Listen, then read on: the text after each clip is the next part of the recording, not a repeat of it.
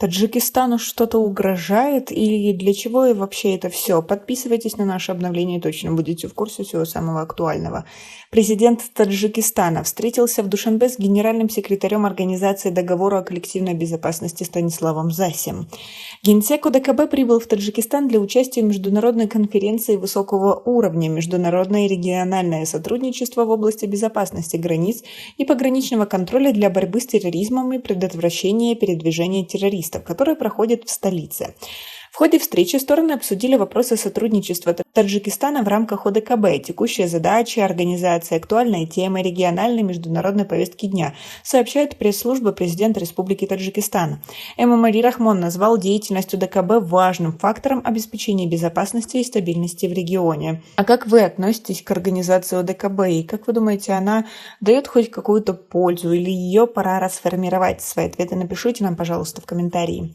В ходе встречи стороны обменялись мнениями о сложной военно-политической ситуации в регионе и мире, а также сочли необходимым усилить возможности по охране границы между Таджикистаном и Афганистаном, отмечается в сообщении. Также обсуждена подготовка к очередной встрече глав государств и членов ОДКБ. Глава Таджикистана на полях конференции провел встречу со специальным посланником государства Катар Маджидом Аль-Кахтани. Стороны обсудили вопросы безопасности в регионе и мире и ситуацию в соседней стране Афганистан. Была выражена готовность к сотрудничеству в усилении борьбы с угрозами терроризма, экстремизма, незаконного оборота оружия и наркотиков, киберпреступности, передает пресс-служба президента Республики Таджикистан. Аналогичные вопросы Эмомали Рахмон обсудил с заместителем генсекретаря ООН, главой контртеррористического управления ООН Владимиром Воронковым. Была отмечена важность принятия конкретных мер по имеющимся проблемам. Напомним, что в Таджикистане 17 октября началась активная фаза совместного учения с коллективными силами быстрого развертывания Центральноазиатского региона «Рубеж-2022». В практических действиях на полигоне Харб-Майдон принимают участие воинские контингенты государств и членов Центральноазиатского региона, оперативная группа Объединенного штаба и секретариата ОДКБ. Общая численность участников учения составляет около 1000 человек.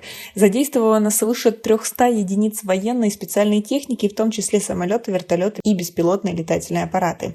Тема учения – подготовка и ведение боевых действий КСБР ЦАР по уничтожению незаконных вооруженных формирований, вторгшихся на территорию государства-члена ОДКБ. Как вы думаете, к чему они на самом деле готовятся и готовятся ли вообще? Или это просто показательное учение, которое проходит из года в год и под собой ничего не несут?